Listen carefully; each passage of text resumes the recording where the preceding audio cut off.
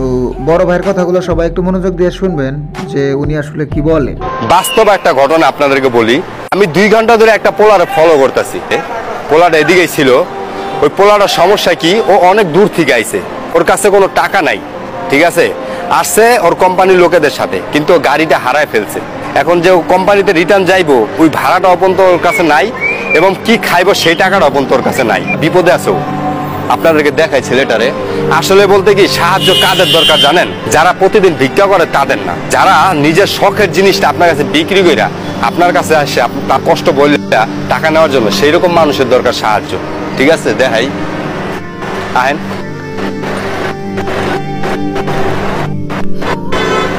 বড় ভাই একটু এদিকে, আপনারা একটু কথা কই। আচ্ছা বড় ভাই, আপনার সমস্যাটা কি? আপনারা আমি 2 ঘন্টা ধরে দেখতেছি যে আপনি দোকানে দোকানে যাইতেছেন। আমি একটা দোকানে ঢুকছি, ওইখানে যে আপনার কথাগুলো আমি শুনছি যে আপনি নাকি একটা বিপদে আছেন, যে অনেক দূর থেকে আইছেন, যাইতে পারতেছেন না, ঠিক আছে? আমি কি বলবো ভাই, আমার দুঃখ, আমি বহুত দূর থেকে আইছি ভাই, আমি এমন একটা বিপদে পড়ছি। আচ্ছা একটু এদিকে আসেন। আমি অনেকটা দোকানে ঘুরছি ভাই। হ্যাঁ আসেন আসেন, সেবায় আসেন, সেবায় আসেন, এদিকে আসেন। এবার বলেন কি হয়েছে?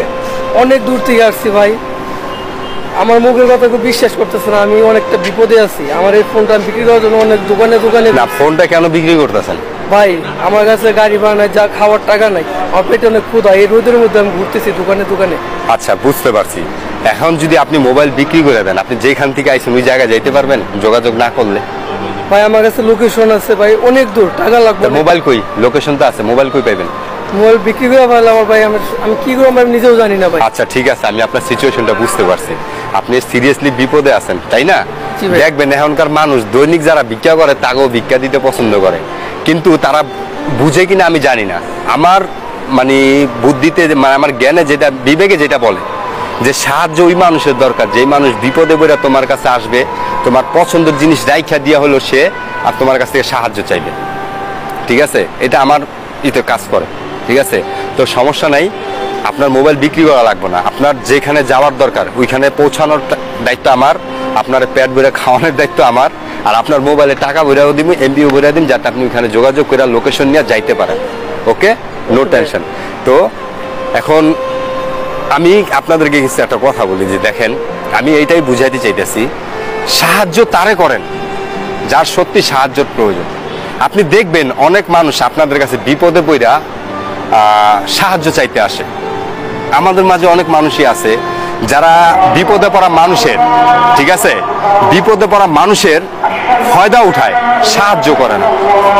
আমি যদি ধরেন এই মোবাইলটা আমার মনে করেন 3000 টাকা দাম, তখন আমি যখন বিপদে পড়ি আর বিক্রি করতে গেলে হাজারো দোষ খুঁজে, বিপদের উদ্ধার খুঁজে না। তো এই ছেলেটা যেহেতু বিপদে আছে, তো আমি ইনশাল্লাহ ওর সব সমাধান করে দেব, ঠিক আছে?